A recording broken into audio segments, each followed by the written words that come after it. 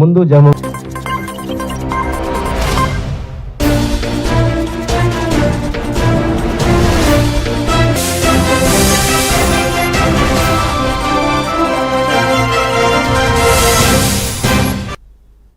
Welcome to even TV news. నేను Priyanka. Details చూస్తే CH Ammannaidu, K Susheela, B Uttara నేతృత్వంలో ఏపీ మధ్యాహ్న భోజన పథకం కార్మికులు స్కూల్ స్వీపర్స్ యూనియన్ శ్రీకాకుళంలో సమావేశం నిర్వహించారు. కార్మికులకు కనీస వేతనం 20,000 రూపాయలు ఇవ్వాలని, 12 నెలలకు వేతనాలు చెల్లించాలని డిమాండ్ చేశారు. పౌష్టికాహారం కోసం బియ్యం, గుడ్లు, టీ ఖర్చు, మెనూ ఛార్జీలు అందించాలని, గ్యాస్ ప్రభుత్వమే సరఫరా చేయాలని కోరారు. కార్మిక చట్టాలపై ప్రభుత్వం తీసుకున్న వ్యతిరేక చర్యలను నిలదీశారు. జూలై 9న దేశవ్యాప్తంగా సమ్మెకి కార్మికులందరూ కలిసి పాల్గొనాలని పిలుపునిచ్చారు.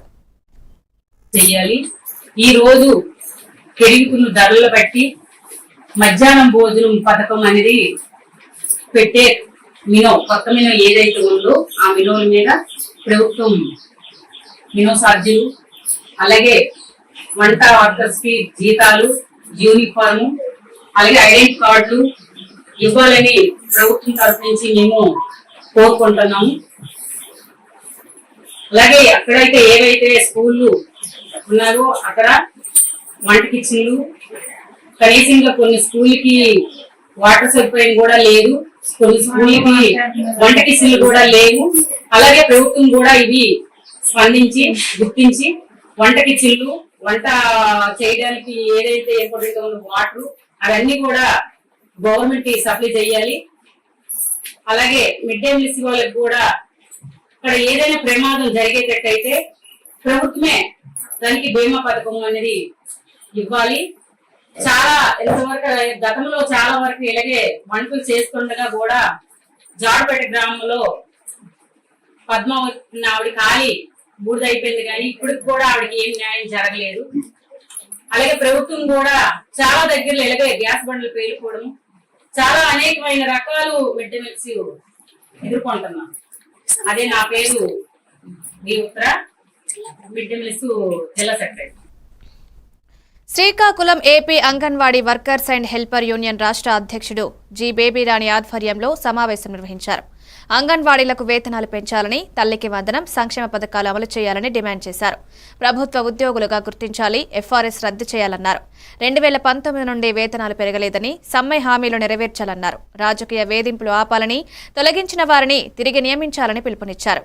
జూలై 9న అఖిల భారత సమ్మె జరగనున్నట్లు తెలిపారు. కనీసం 8 గంటలు మాత్రమే ఉండాలి. అవసరమైతే టెక్నాలజీ అభివృద్ధి అయిన సందర్భంలో 8 గంటల కంటే 6 గంటల పనిదినాన్ని పరిగణలో తీసుకోవాలి. అలాగే గతంలో చెప్పారు ప్రభుత్వాలు, మేము 6 రోజులు పని చేస్తాము, ఒక శనివారం కూడా సెలవు ప్రకటిస్తామని చెప్పిన వాళ్ళు ఈ రోజున 10 గంటల పనిదినం అనేది చేయడం చాలా దుర్మార్గం. కార్మికుల యొక్క శ్రమని కార్పొరేట్లకి దోచిపెట్టడానికే 10 గంటల పని అనేది తీర్మానం చేసింది కూటమి ప్రభుత్వం. దీన్ని వెనక తీసుకోవాలి. ఇది చెప్తా ఉన్నాం. ఈ రోజున స్కీమ్ వర్కర్లు ఎవరికి కూడా కనీస వేతనాలు అమలు చేయట్లేదు. అంగన్వాడీలకి 42 రోజుల సమ్మె కాలంలో ఇచ్చినటువంటి సమస్యలు నేటికి పూర్తి కాలేదు. కనీస వేతనాలు అమలు చేయాలి, వేతనాలు పెంచాలి.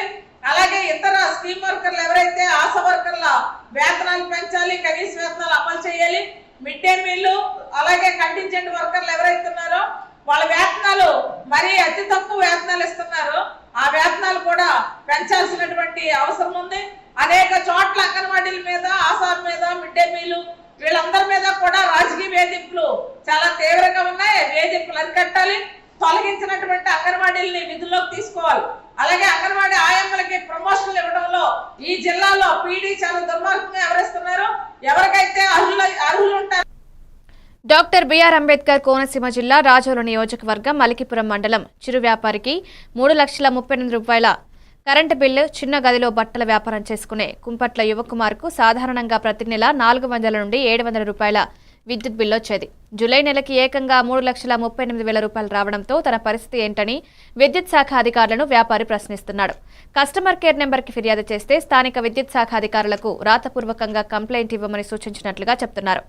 ఇటీవల తనలాగే కొందరు చిరు వ్యాపారులకు ₹1,00,000 పైగా కరెంట్ బిల్లు వచ్చిందని, ఇలాంటి పొరపాట్లు చేసి తమకు షాక్ ఇస్తే ఎలా అని వాపోతున్నారు. గ్రామం అండి, మలికిపురంలో చిన్నగా షాప్ తీసుకుని రెడీమేడ్ బిజినెస్ చేస్తున్నానండి ఒక 4 సంవత్సరాల నుంచి. కరెంటు బిల్లు విషయమై నాకు కొంచెం ఇబ్బంది కలిగిందండి. ప్రతి నెల 600, 700, 800 మించి రాని కరెంటు బిల్లు 3,38,496 రూపాయలు వచ్చిందండి ఈ నెల. ఆ బిల్లు చూసినప్పుడు ఒకసారిగా నేను కంగు తిన్నానండి.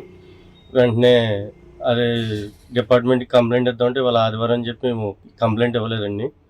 మామూలుగా మన కస్టమర్ సర్వీస్కి కాల్ చేసి అయితే చెప్పడం జరిగింది. వాళ్ళు సచివాలయంలోకి వెళ్ళి కంప్లైంట్ ఇమ్మన్నారు.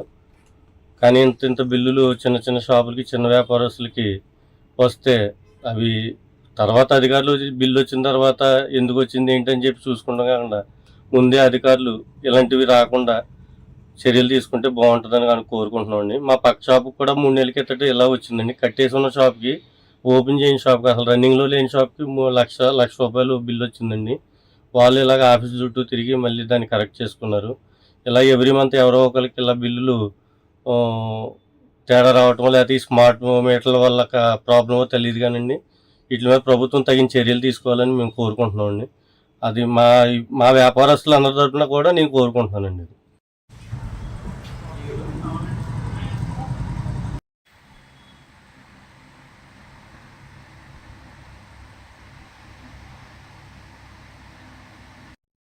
ప్రాథమిక విద్యకు దూరంగా రోడ్డు పక్కన యాచకులుగా ఉంటూ కాలం గడుపుతున్న చిన్నారులను గుర్తించి వారిని పాఠశాలలో చేర్పించేలా చర్యలు తీసుకోవాలని మంత్రి పొంగూరు నారాయణ ఆదేశించారు.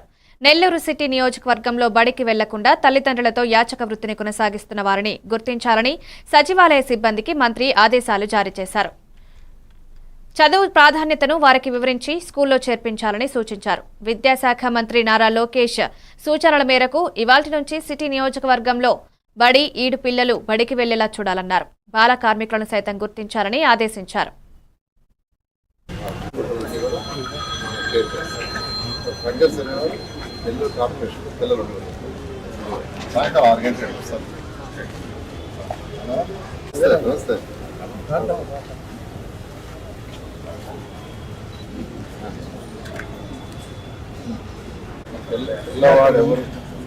చిన్న పిల్లవాడు ఎవరు కూడా వాళ్ళకి ఎక్కువ దాంట్లో అకామిడేషన్ మొదలు లేకపోతే అక్కడ పెడతాం. ఒక ఎల్డర్లీ పర్సన్ లేడీ 50 లేడీ ఏం చేయాలి పెడతాం.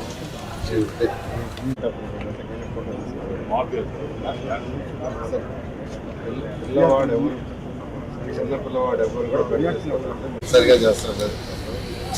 ఇది మున్సిపల్ స్కూల్ కాబట్టి మన పేరు పెట్టాక ఎక్కువ బాధ్యత అక్కడ నుంచి ఇక్కడ లోపల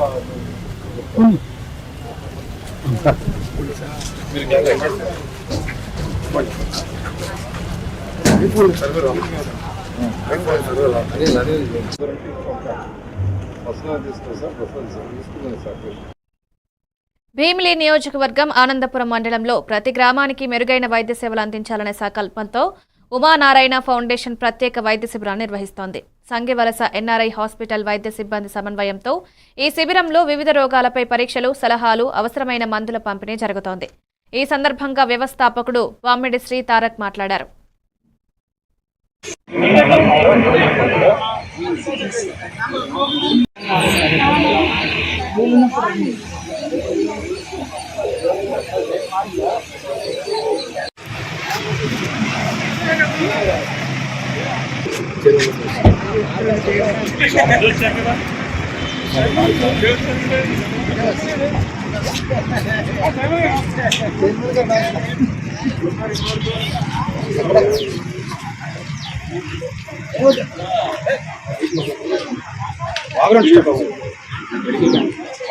అని నమస్తే.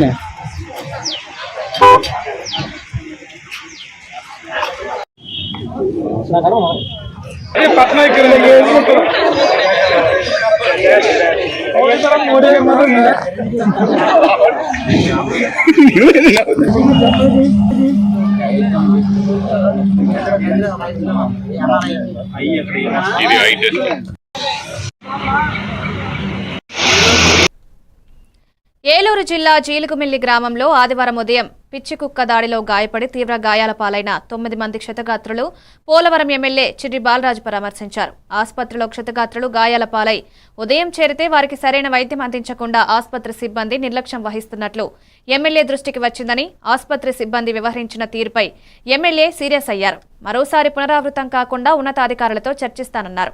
కుక్క దాడి క్షతగాత్రులకు మెరుగైన వైద్యం అందించాలని ఎమ్మెల్యే ఆదేశించారు.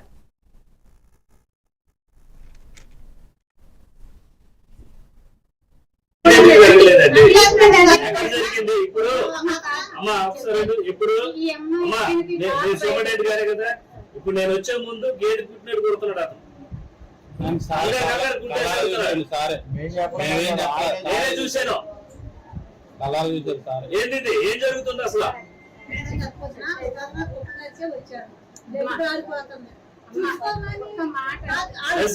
ఇదంతా రక్తాలేదా? రక్తాలా ఏంటంటే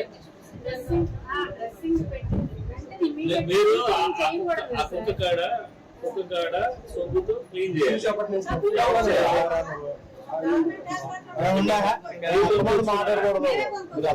ఏంటంటే మీరే గుర్తొచ్చారా? ఏంటి ఎవరు కడగాలి?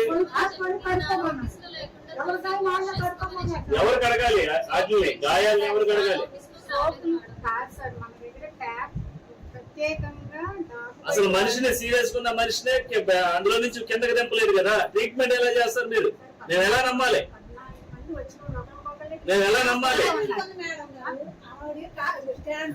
మేము పట్టుకొని ఎక్కేస్తాం. అంబులెన్స్ అయినా ఆటోలైనా మేము పట్టుకొని ఎక్కేస్తున్నాము. మరి అసలు అంబులెన్స్ లో దిగేటప్పుడు మీరు సాయం చేయాలి. మీరు వెనక రండి అన్నారు. మరి పేషెంట్ ఒక మనిషి రావాలి.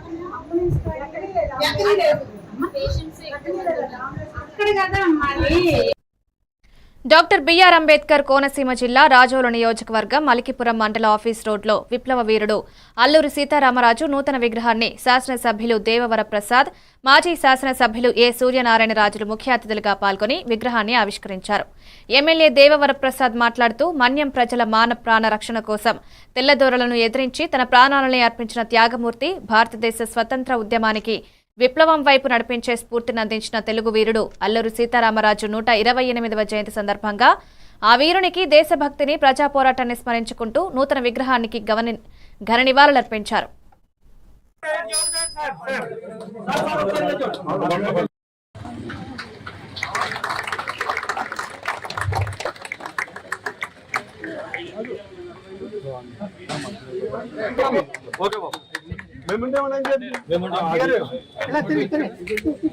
ఇలా చూడండి సార్.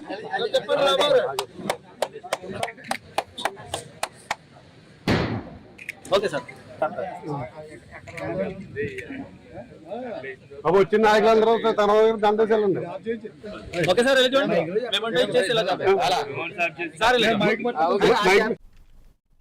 ఎన్టీఆర్ జిల్లా తిరువూరు నియోజకవర్గం లక్ష్మీపురం మను గార్డెన్స్ లో బాబు షూరిటీ మోసం గ్యారంటీ పేరుతో వైఎస్సార్ పార్టీ విస్తృత స్థాయి సమావేశం జరిపారు. నియోజకవర్గ వైసీపీ ఇన్ఛార్జ్ నల్లగట్ల స్వామిదాస్ అధ్యక్షతన ముఖ్య అతిథిగా పాల్గొన్న విజయవాడ పార్లమెంట్ నియోజకవర్గ పరిశీలకులు మోదుగుల వేణుగోపాల్ రెడ్డి ముందుగా దివంగత మహానేత వైఎస్సార్ విగ్రహానికి పూలమాలలు వేసి నివాళులర్పించారు. నియోజకవర్గంలోని జిల్లా, మండల, పట్టణ, గ్రామ పార్టీ వివిధ విభాగాల ముఖ్య నాయకులు, కార్యకర్తలు పాల్గొన్నారు. ఇంట్లో ఎంతమంది ఉంటే ఎంతమందికి 18,000 రూపాయలు, ఆడబిడ్డ ఎంతమంది రూపాయలు ఇస్తారని చెప్పారు. అదేవిధంగా నెలకు 1,500 రూపాయలు 18 సంవత్సరాల నుంచి 50 సంవత్సరాల వరకు ఉన్నటువంటి ప్రతి మహిళ కూడా ఇస్తారని చెప్తే మన ఆడబిడ్డలందరూ కూడా చంద్రబాబు నాయుడు గారి మాటలు నమ్మి నియోజకవర్గంలో బాబు షూరిటీ మోసం గ్యారంటీ కార్యక్రమానికి సభాధ్యక్షులుగా వ్యవహరించిన మన తెలుగు నియోజకవర్గ వైఎస్ఆర్ కాంగ్రెస్ పార్టీ ఇన్ఛార్జ్ నల్లగట్ల స్వామిదాస్ గారికి, అదేవిధంగా ఈ కార్యక్రమానికి ముఖ్య అతిథిగా విచ్చేసిన మన విజయవాడ పార్లమెంటు పరిశీలకులు మోదుగుల వేణుగోపాల్ రెడ్డి గారికి, అలాగే వేదికను అలంకరించిన పెద్దలందరికీ, మరీ ముఖ్యంగా ఈ కార్యక్రమానికి విచ్చేసిన వైఎస్ఆర్ కాంగ్రెస్ పార్టీ కుటుంబ సభ్యులకు, మీడియా మిత్రులకు, అలాగే ఇంత ఈ ఒక విగ్రహంలో కనుక దానం ఎట్లా ఉంటే అది లోపల పోతుందని బయటికి రాట్లా. ఆ విగ్రహమే నరేంద్ర మోడీ. ఇందా చెప్తే ఏం మాట్లాడతాం. వస్తాడు ప్రభుత్వం అధికారులు సంకలనం తెచ్చుకున్నాడు చెప్తే రాష్ట్రానికి ఏం కావాలో నడుతూ చెప్పలేడు. రెండో విగ్రహం చెవుల గురించి ఇంకో చెవుల నుంచి వచ్చింది. అతనే పవన్ కళ్యాణ్. చెబుతూ ఉంటాడు అట్లాడు. మూడో విగ్రహం చెవులు పెడుతుంటే కళ్ళలో అవసరం చెప్తే నోటి నుంచి రాకల్లా. ఇచ్చిన పథకాలు నోటితో ఇష్టంగానే చెప్పే ధైర్యం చంద్రబాబు నాయుడు గారికి లేదు. నాయకులు కాదు, కేవలం కార్యకర్తలకి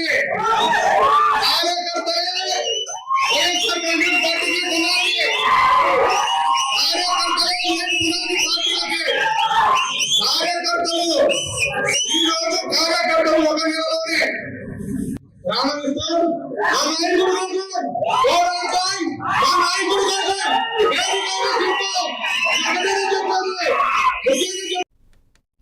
గాజువాక నియోజకవర్గం పాత కర్ణవాణిపాలెం పార్టీ కార్యాలయంలో కన్వీనర్ కరణంరెడ్డి నరసింగరావు ఆధ్వర్యంలో జనసంఘ్ పార్టీ వ్యవస్థాపక అధ్యక్షుడు డాక్టర్ శ్యాంప్రసాద్ ముఖర్జీ జయంతి వేడుకలు ఘనంగా నిర్వహించారు. వారి చిత్రపటానికి పూలమాలలు వేసి ఘన నివాళులర్పించారు. ఈ సందర్భంగా ఆయన మాట్లాడుతూ అఖండ భారతావని కోసం ప్రాణత్యాగం చేసిన గొప్ప నేత డాక్టర్ శ్యాంప్రసాద్ ముఖర్జీ అన్నారు.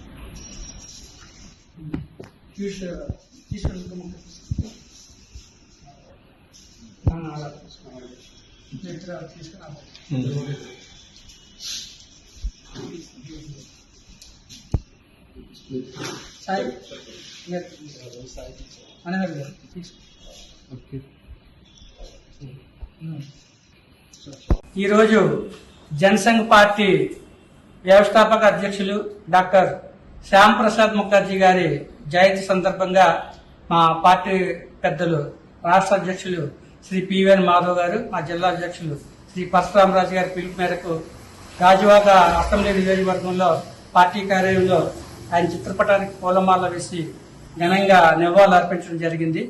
డాక్టర్ శ్యాంప్రసాద్ ముఖర్జీ గారు జనసంఘ్ పార్టీ పెట్టి తర్వాత జనతా పార్టీగా, భారతీయ జనతా పార్టీగా ఈరోజు రూపాంతరం చెంది ప్రపంచంలోనే అత్యధిక సభ్యులు 14 కోట్ల పైగా సభ్యులు ఉన్నటువంటి ఏకైక పార్టీగా అవతరించింది.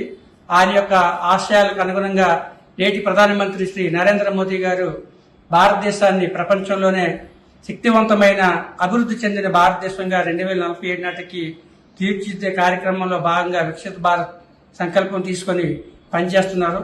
మరి ఆయన యొక్క అడుగుజాడల్లో మనం అంతా కూడా నడవాలి. డాక్టర్ శ్యాంప్రసాద్ ముఖర్జీ గారు అఖండ భారతావని కోసం ఆయన ప్రాణత్యాగం చేశారు.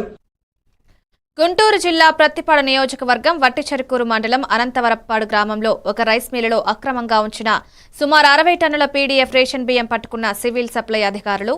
గుంటూరులో అక్రమంగా ఉంచిన సుమారు 60 టన్నుల రేషన్ బియ్యాన్ని పట్టుకున్నారు.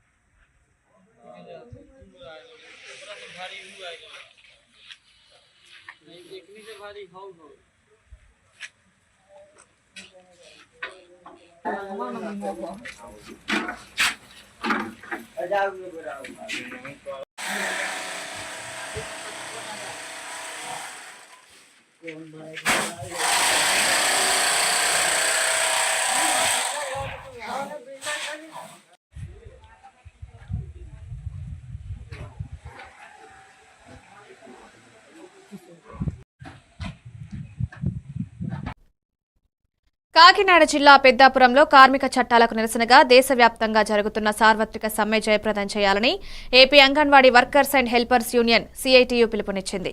యూనియన్ ప్రాజెక్టు కమిటీ సమావేశం దాడి బేబీ అధ్యక్షతన జరిగింది. కార్మిక చట్టాలను రద్దు చేసి కోడ్లుగా మార్పు చేయాలని కేంద్రంలో బీజేపీ ప్రయత్నం చేస్తుందన్నారు. కార్మికులకు కనీస వేతనాలు అమలు చేయకుండా ధరల పెంపుదలలో మాత్రం చొరవ ఎక్కువైందన్నారు. ఈ యొక్క కార్యక్రమాన్ని అందరూ కూడా జయప్రదం చేయాలని, సమ్మె జయప్రదం చేయడం కోసం జరుగుతున్న సమ్మెకి అందరూ రావాలని చెప్పి తెలియజేస్తున్నాం. అలాగే చట్టాలన్నీ కలిపి వాళ్ళు 50 కోట్ల కింద రద్దు చేయాలని చెప్పేసి మేము కోరుకుంటున్నాం. ఆ చట్టాల వల్ల అనేక నష్టాలు జరుగుతూ ఉన్నాయి. కేంద్ర ప్రభుత్వం తక్షణమే రద్దు చేయాలని చెప్పేసి కోరుకుంటూ ఈ సమ్మెను జయప్రదం చేయాలని చెప్పేసి తెలియజేస్తున్నాం. అంగన్వాడీలు కనీస వేతనం సుప్రీంకోర్టు ఇచ్చిన ఆదేశాల మేరకు 26,000 అమలు చేయాలని, అలాగే PFPSI అమలు చేయాలని, కనీస వేతనం తర్వాత సంక్షేమ పథకాలు కూడా అమలు చేయని పరిస్థితి వేళ చూస్తూ ఉన్నాం. ఈవేళ జీతాలు పేరు చెప్పి ప్రభుత్వ ఉద్యోగులు అంటున్నారు, మాకు ఇచ్చేది తక్కువ వేతనంతో చేస్తూ ఉన్నారు. మాకు కనీస వేతనం అమలు చేయాలి, సంక్షేమ పథకాలు అమలు చేయాలి. దానికోసం జరుగుతున్న దేశవ్యాప్త సమ్మెని జయప్రదం చేయాలని చెప్పేసి కోరుకుంటున్నాం. పార్వతీపురం మన్యం జిల్లా సాలూరు నియోజకవర్గం పాచిపెంట గ్రామంలో జరిగిన సుపరిపాలనలో తొలి అడుగు ఇంటింటి ప్రచారంలో టీడీపీ వాణిజ్య విభాగం అధ్యక్షులు నడిపెల్లి మహారాబాబా, సాలూరు వ్యవసాయ market committee director Pusarla Narasingarao, MPTC Palleda Umamaheswararao పాల్గొన్నారు. గ్రామంలోని ఇంటింటికి వెళ్లి ఈ సంవత్సర కాలంలో చేసిన అభివృద్ధి, సంక్షేమ పథకాల గురించి వివరించి కరపత్రాలను పంపిణీ చేశారు.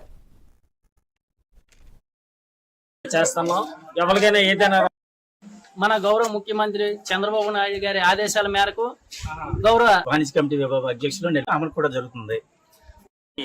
డైరెక్టర్ని అంతేకాకుండా ఈ గ్రామంలో చంద్రబాబు గారి ఆదేశానుసారం మేడం గారి దీని ప్రకారం ఆదేశ ప్రకారం ప్రతి గ్రామానికి వెళ్ళి ఇంటింటికి గవర్నమెంట్ అమలు చేస్తున్న చంద్రబాబు గారు అమలు చేస్తున్న సంక్షేమ పథకాలు అందుతున్నాయా లేదా అని చెప్పి సర్వే చేసి ఒకవేళ అందకపోతే ఏ కారణం చేత అందలేదు, రాబోయే రోజుల్లో ఏ పథకాలు మన గవర్నమెంట్ ఇంప్లిమెంట్ చేస్తుంది ప్రతి ఒక్కరికి వివరించి ప్రతి ఇంటికి వెళ్ళి వివరించి ఆదేశాలు మేము ఇంటింటికి వెళ్తున్నాం, సర్వే చేస్తున్నాం.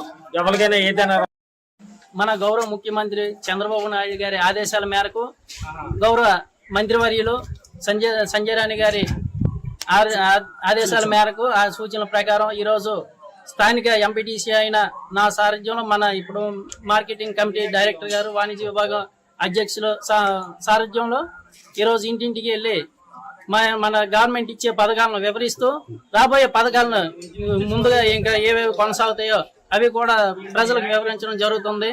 అందులో భాగంగా ఇంతవరకు అమలు చేసిన పథకాలు ఏంటంటే ఒకేసారి 3,000 ఉండే పెన్షన్ ఎట్ ఏ టైం 4,000, అలాగే వికలాంగులకి 6,000, దీర్ఘకాలిక వ్యాధులతో బాధపడే వాళ్ళు. పార్వతీపురం మండలం చిన్నబొండపల్లి ఊరు సమీపంలో రోడ్లు బాగోలేక గిరిజన గ్రామాల ప్రజలు తీవ్ర అవస్థలు పడుతున్నారని సిపిఎం నాయకులు పి. రాము తెలిపారు. ఆ ఊరు నుంచి పట్టణానికి రావాల్సిన రోడ్లు బురదలమయంగా మారుతున్నాయని, బతుకులింకా మారవని ప్రజాప్రతినిధులను, నాయకులను, అధికారులను కోరుతున్నారు. గిరిజన గ్రామాలను పట్టించుకునే నాదుడు లేక, మేమే బ్రతికున్నామని భరోసా కూడా లేక, మమ్మల్ని ఎలక్షన్ టైంలో అది చేస్తాం ఇది చేస్తామని చెప్పి నమ్మబలికి ఓట్లు వేయించుకొని పని అయిపోయిన తర్వాత ఎక్కడున్నామో ఎలా బతుకుతున్నామో అని గిరిజన ప్రజలు అంటున్నారు.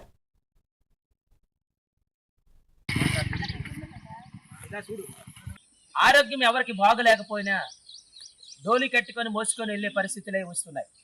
ఈ వర్షాకాలం మొత్తం కూడా గిరిజనులందరూ చాలా అవస్థలు పడే పరిస్థితి అయితే ఉన్నది. ఈ రోజుకైనా ఈ కూటమి ప్రభుత్వం వెంటనే గిరిజన గ్రామాలకి రహదారులు నిర్మించాలి, వంతెనీలు కూడా కట్టాలి, కలవట్లు కూడా కట్టాలి. గిరిజన గ్రామాల్లో గిరిజనులు రహదారులకి ఎంత ఇబ్బంది పడుతున్నారో, అవస్థలు పడుతున్నారో ఈ జిల్లాలో ఉంటున్న ఎమ్మెల్యేలు, ఎంపీలు, మంత్రులు వెంటనే జోక్యం చేసుకోవాలి. గిరిజన గ్రామాలకి రహదారులు వెంటనే టెండర్లకి పిలవాలి, శాంక్షన్ చెయ్యాలని సిపిఎం పార్టీగా మనము డిమాండ్ చేస్తున్నాము. అలాగే చూసినట్లుగైతే ములగ జంక్షన్ నుంచి డోక్సెల్ల వరకు 2 కోట్లు 5 లక్షలకి ఒక రోడ్డుని శాంక్షన్ చేసింది గవర్నమెంట్. అయితే 2 కోట్లు 5 లక్షలకు శాంక్షన్ చేసిన రోడ్డు అది ఈ దేశంలో ఎక్కడా లేదు, ఒక రింగ్ రోడ్డు లాగా ఉన్నది. అంటే డబ్బు అయితే కాజేసారే ఖజానా నుంచి, కానీ రోడ్డు అయితే మాత్రం బాగులేని పరిస్థితి అయితే ఉన్నది అక్కడ. అంటే ప్రభుత్వాలు ప్రజలకు పనికొచ్చిన పనులు చేస్తున్నాయా, లేకపోతే ప్రభుత్వం ఖజానా నుంచి డబ్బులు ఖర్చు పెట్టే పనిని చేస్తున్నారా అనేది ఇదే మనకి ఉదాహరణ.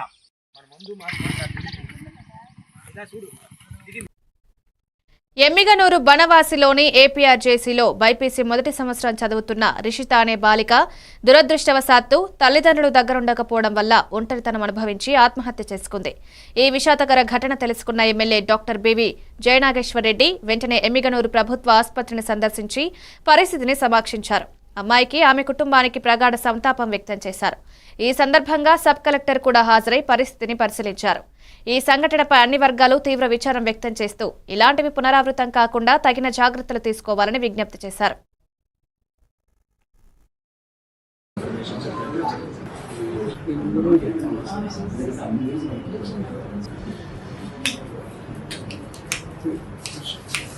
చాలా దురదృష్టకరం. థర్డ్ ఫేజ్లో సెలెక్ట్ అయినటువంటి ఫస్ట్ ఇయర్ బైపీసీ విద్యార్థిని తిరుపతి నుంచి ఇక్కడికి వచ్చి చింతవరం గ్రామం దాదాపు కేవలం 7 రోజులైంది. ఇక్కడ వాతావరణం నాకు అనుకూలంగా లేదని చెప్పి వారం నుంచి చెప్పడం జరుగుతుందంట. పేరెంట్స్ కూడా వచ్చారు. వాళ్ళ పేరెంట్స్ వచ్చి ఈరోజు 4:30 వరకు సాయంత్రం వరకు ఉండి సముదాయించి బాగా చదువుకోవాలి, సీట్ వచ్చింది మనకు, ఖచ్చితంగా నువ్వు ఇక్కడే ఉండాలని చెప్పి వాళ్ళని ఒప్పించి పోయిన తర్వాత అమ్మాయి ఎమోషనల్గా ఈరోజు వెంటనే అట్లా హ్యాంగ్ చేసుకోవడం జరిగింది. చాలా భవిష్యత్తు ఉన్నటువంటి ఇంత ఎమోషనల్గా ఈ రకంగా నిర్ణయాలు తీసుకోవడం యువత చాలా బాధాకరం. రిషిత ఈ విద్యార్థిని ఆత్మకు శాంతి కలగాల. వాళ్ళ పేరెంట్స్ కూడా ఇన్ఫార్మ్ చేశాం, వాళ్ళు కూడా వస్తున్నారు, రిటర్న్ వస్తున్నారు. ఏదైనా కానీ విద్యార్థులు తల్లిదండ్రులు చెప్పేది వాళ్ళ మంచి భవిష్యత్తు కోసం, కానీ ఇటువంటి నిర్ణయాలు ఇంత ఆవేశపూరితంగా తీసుకోవడం అనేది చాలా బాధాకరంగా ఉంది. అమ్మాయి ఆత్మకు శాంతి కలగాలి, అదేవిధంగా కుటుంబాన్ని కూడా ప్రగాఢ సానుభూతి తెలియజేస్తుంది. సూసైడ్ చేసుకున్న అమ్మాయి మెయిన్ రీజన్ ఏంటంటే హోమ్ సిక్. రీసెంట్గా జాయిన్ అయిన అమ్మాయి 1 week 10 days అయింది. అండ్ ఆ అమ్మాయికి native of Tirupati district Chintavaramu. So తల్లిదండ్రులు చూసి అంత దూరము ఉండలేక అమ్మాయి బాధపడుతుందని చెప్పి మాకు ప్రిలిమినరీ ఎంక్వైరీలో తెలిసింది. సో ఈరోజు కూడా పేరెంట్స్ వచ్చారు తీసుకెళ్ళిపోమని చెప్తే, పేరెంట్స్ కూడా చాలా వీకర్ సెక్షన్ చెందిన వాళ్ళు. ఏపీఆర్జేసీ అనేది జనరల్ చాలా మంచి స్కూలు. సో అమ్మాయిని కన్విన్స్ చేసి ఇక్కడ ఉన్నామని చెప్పడం జరిగింది. సో అమ్మాయి దాన్ని కొంచెం తట్టుకోలేక ఆ బాధతోని ఈరోజు దీనికి సూసైడ్ చేసుకోవడం అనేది జరిగింది ఎమోషనల్గా. సో కామవరపుకోట మండలంలో వీరభద్రస్వామి ఆలయ భూ వివాదం కారణంగా 2 వర్గాల మధ్య ఘర్షణ చోటు చేసుకుంది. ఒక వర్గం ఇంటి ఫర్నిచర్ ఆస్తులు నష్టం జరిగి 3 అన్నదమ్ములను తీవ్రంగా గాయపరిచారు. షేక్ అబ్దుల్లా ఫిర్యాదుపై తడికలపూడి పోలీస్ స్టేషన్లో కేసు నమోదు చేసి 13 మందిని అరెస్టు చేసి 14 రోజుల రిమాండ్ పొందారు. ఇతరుల అరెస్టుల కోసం సీసీటీవీ సాక్ష్యాల పరిశీలన జరుగుతోంది. పునరావృతం ఆపేందుకు ప్రత్యేక పర్యవేక్షణ కొనసాగుతోంది. గ్రామంలోని వీరభద్రస్వామి దేవస్థానానికి సంబంధించినటువంటి స్థల వివాదంలో 2 వర్గాలు ఏర్పడి ఒక దొమ్మిగా ఒక వర్గం సంబంధించిన ఇంట్లోకి ప్రవేశించి వారిని కొట్టి వారి యొక్క ఆస్తులు ధ్వంసం చేసినటువంటి సంఘటన జరిగింది. ఈ సంఘటనలో కామరకోట గ్రామానికి చెందినటువంటి షేక్ అబ్దుల్ నబీ అని అతను ఇచ్చిన రిపోర్టు మేరకు తడికలపూడి పోలీస్ స్టేషన్లో క్రైమ్ నెంబర్ 153/25 కేసు నమోదు చేయడం జరిగింది. ఈ కేసు అటెంప్ట్ మ్యాటర్ అండ్ ఈ ఫర్నిచర్ ధ్వంసం చేసిన దానికి తగిన సెక్షన్స్ వేసి కేసు నమోదు చేయడం జరిగింది. ఈ సంఘటనలో సుమారు ఒక 50 మంది ముద్దాయిలు పార్టిసిపేట్ చేసి ఒక ఇంటిని ధ్వంసం చేసి వారి ఇంట్లో ఉన్నటువంటి 3 అన్నదమ్ములు కూడా విపరీతంగా కొట్టడం జరిగింది.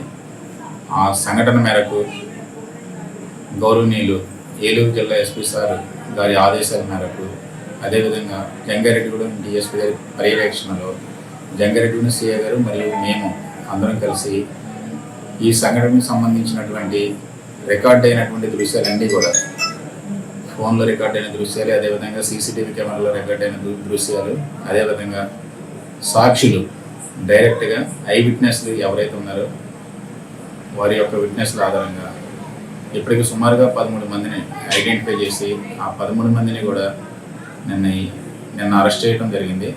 వారందరినీ కూడా చింతపూడి కోర్టులో ప్రొడ్యూస్ చేస్తే ఇవి updates keep watching MNTV news.